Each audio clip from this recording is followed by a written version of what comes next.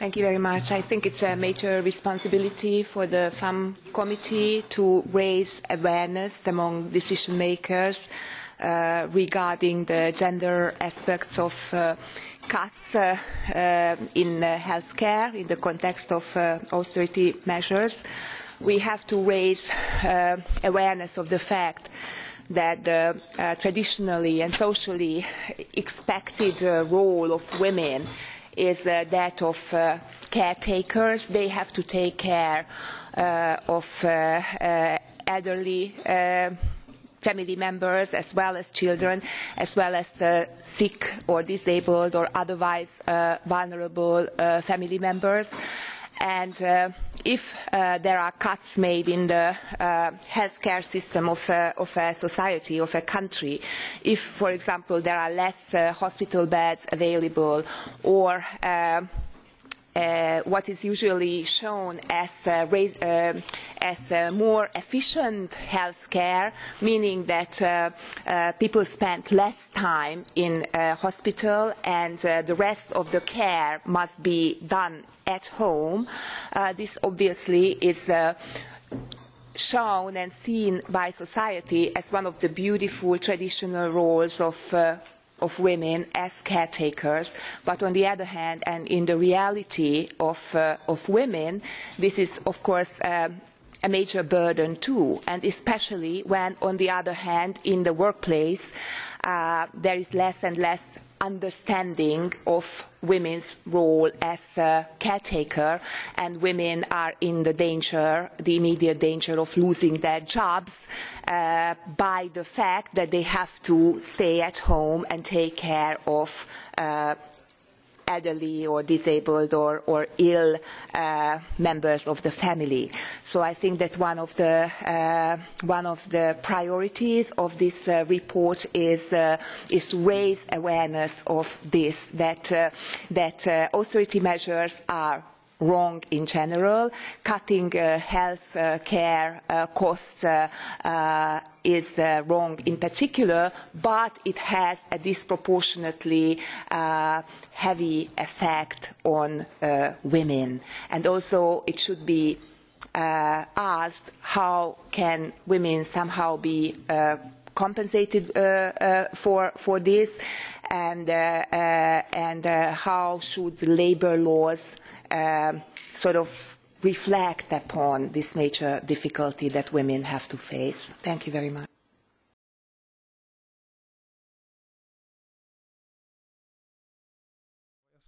Thank you very much. Thank you for this. Köszönöm szépen ezt a nagyon érdekes előadást. Van. A kérdésem az, hogy találtak-e valamit azzal kapcsolatban, hogy a gender érzékenység és a nők száma a parlamentben mutat-e valamilyen összefüggést? Másképp fogalmazok, úgy tűnik, hogy világos, hogy minél több női képviselő van, annál több olyan téma merül fel, amely a nőket érinti, és ezt jogalkotási kezdeményezésekkel megfelelően le is fedik, és világosnak tűnik, hogy a mainstream jogalkotói és politikai témákat a parlament megfelelő módon figyelembe veszi, és beemeli a munkája központjába, horizontálisan közelít ez a kérdéshez, hogyha több a nő a parlamentben. Van-e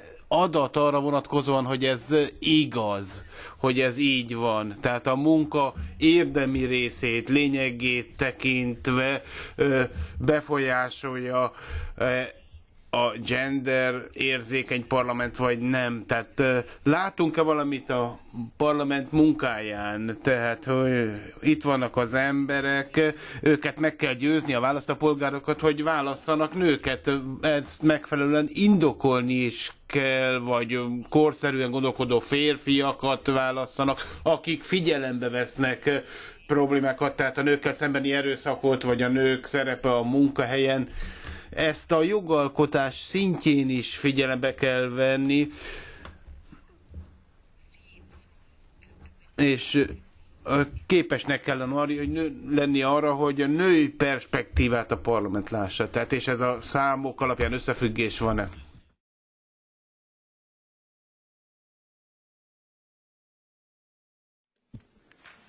Thank you very much for organizing this and the two presentations. They were most interesting. I wonder if, in general, what have you found in terms of regional differences? I'm from Hungary, a post-communist, relatively new member state.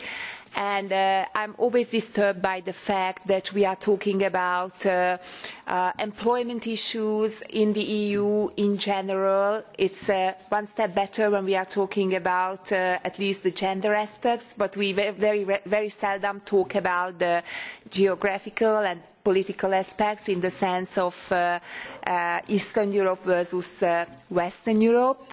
What differences have you found?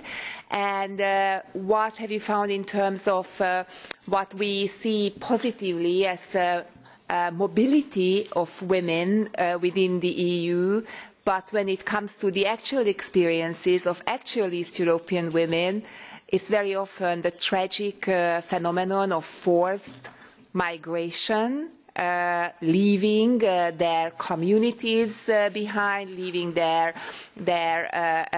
country and very often their family behind, and being forced to do very often badly paid domestic and cleaning and other kind of work in the more the richer countries of Western Europe. Have you made any studies on that, or have you found anything regarding this aspect? Thank you very much.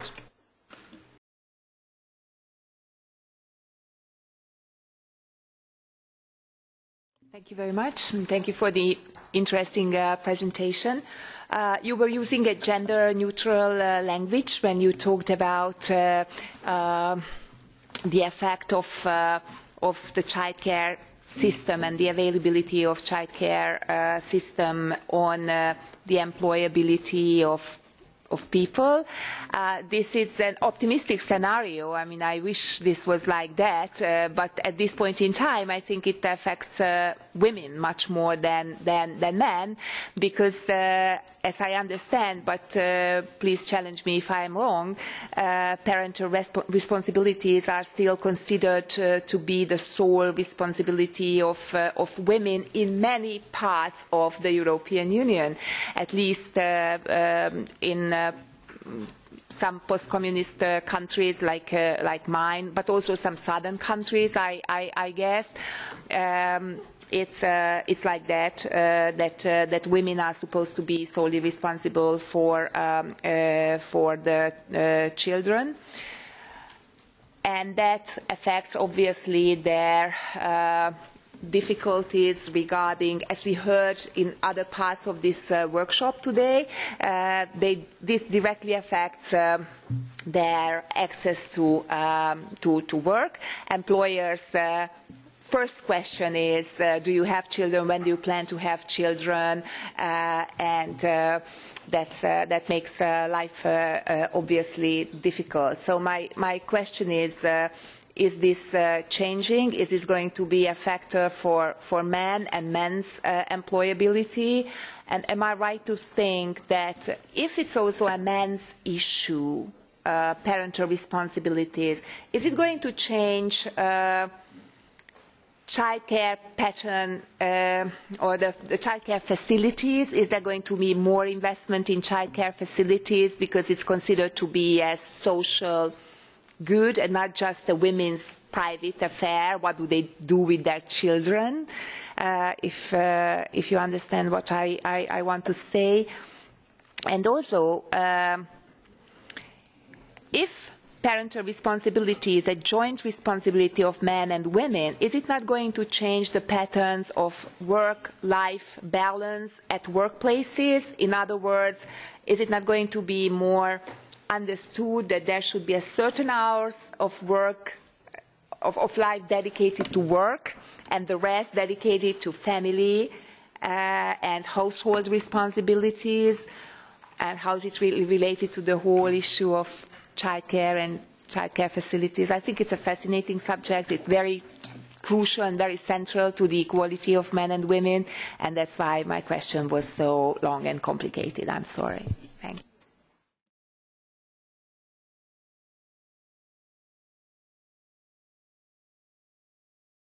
Thank you very much. I was certainly the findings of your research must be true, because even even listening to all this talk about competition made me like totally tired and energized. So probably it has to do something with being a woman. But if women refuse this ongoing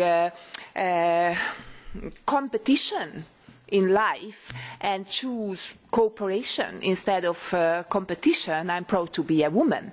And why is it, I understand that this was not necessarily the point of your talk, but still, why is it that it's always the traditionally male values in life, such as competition, which are considered to be superior, and we as women have to put up with it and learn to be more competitive, as opposed to men learning to be more cooperative and not always compete? And politics is a good example of this, how damaging it is to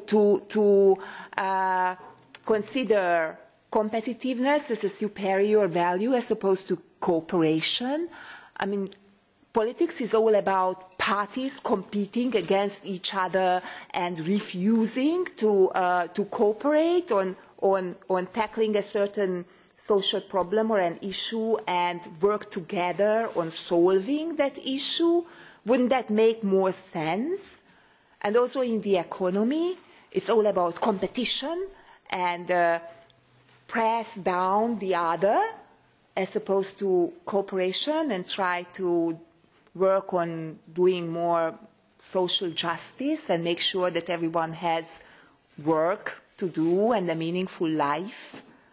I was happy in the end with your conclusion, but the whole idea of competitiveness and competition necessarily being a superior value to its opposite, which is cooperation, I don't think that that's true, and we should learn that mannish or male values are not always better, and the world can be a better place by shifting from traditional male values to traditional female values, such as cooperation instead of competition. Thank you.